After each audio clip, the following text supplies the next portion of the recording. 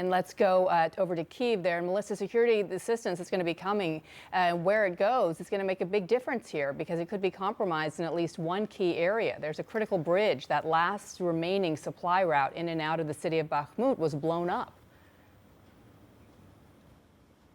That's right. Incredibly difficult now, Bianna, for Ukrainian forces to resupply their men that are still in the center of town. They tell us it is, though, a matter of time. What we heard from one soldier today is that it could take 2 days, could take 20 days. The question is how long they can hold out in the face of these ever more experienced Wagner mercenaries and Russian troops that have been flooding in a determined effort to take the whole of Bakhmut, with huge questions, Bianna, of course, about the 4,500 civilians still trapped inside. And there have been those pleas over the last few weeks on the part of the Ukrainian military for more ammunition.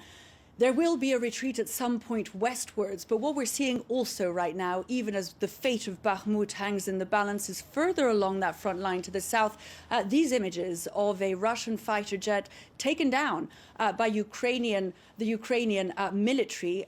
We hear that from the Ukrainian side. We see it on the images coming in. We're also hearing those reports on Russian state media. And that is significant, of course, because what it does show us, Bianna, is that the Ukrainian air defense systems, as much as they need the Patriot systems that are to come online shortly and that Ukrainian forces are being trained on even now, have already seen an extraordinary improvement in their air defense systems. It is several hundred Russian planes, fighter planes, that they say they've taken down now, and they point out that every Russian fighter plane on their territory is a legitimate target. That one was just flying over Donetsk region in those occupied territories. So those weapons that we've been talking about every step of the way have come in to try and counter exactly the next step of the Russian offensive. When it comes to the air defense systems, there's a lot more to do, but this is one of the signs that it has improved and it is working. Beyond Victor.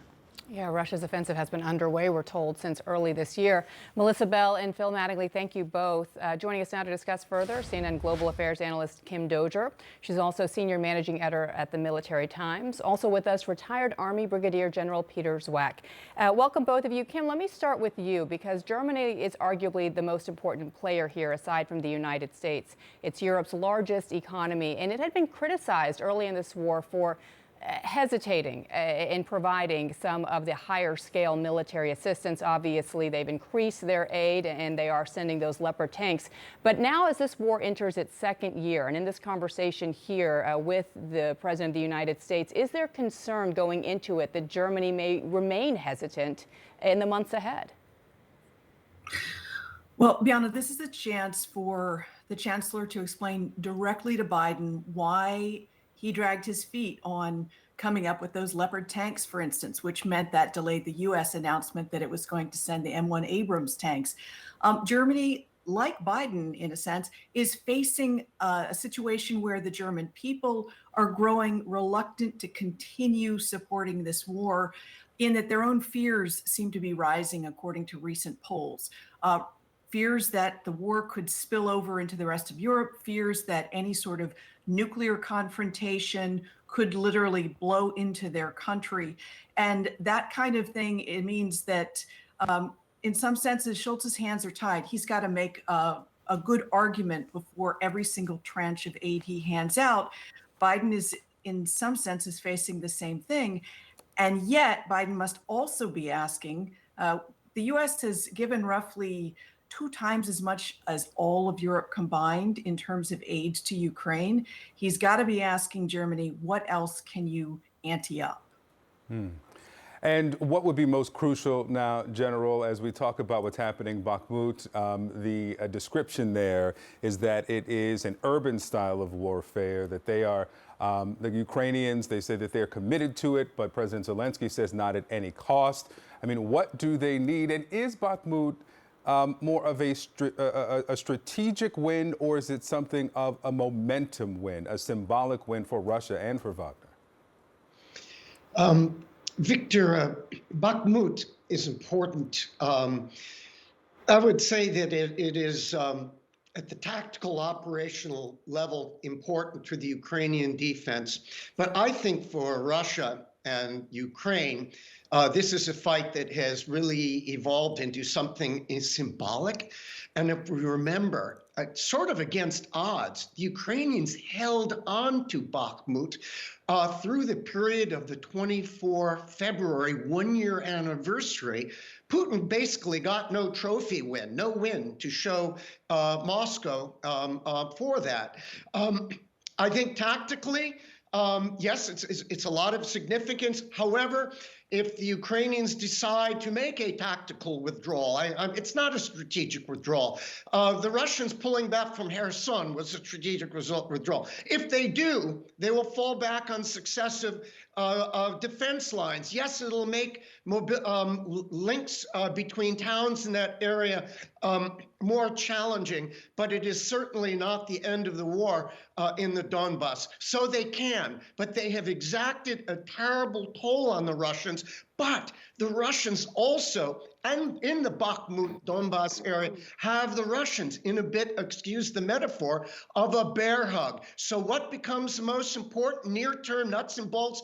Artillery rounds, 155 millimeter, M77 artillery rounds, more Stingers, which will knock down low-flying Russian jets that intimidate their pilots to come in and support. So it's a tough fight. Ukrainians have given an amazing amount. If they ultimately withdraw, they have exacted their toll. They held it through this critical period, and yes, it's hard to give up, but they finally gave up Mariupol. And I think this will be chalked as a victory.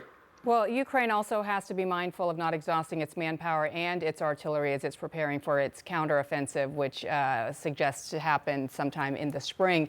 Kim, another issue that's going to come up and that is probably coming up in the hours ahead in the conversation between the president and Scholz, and we've been talking about it at great length here, is China.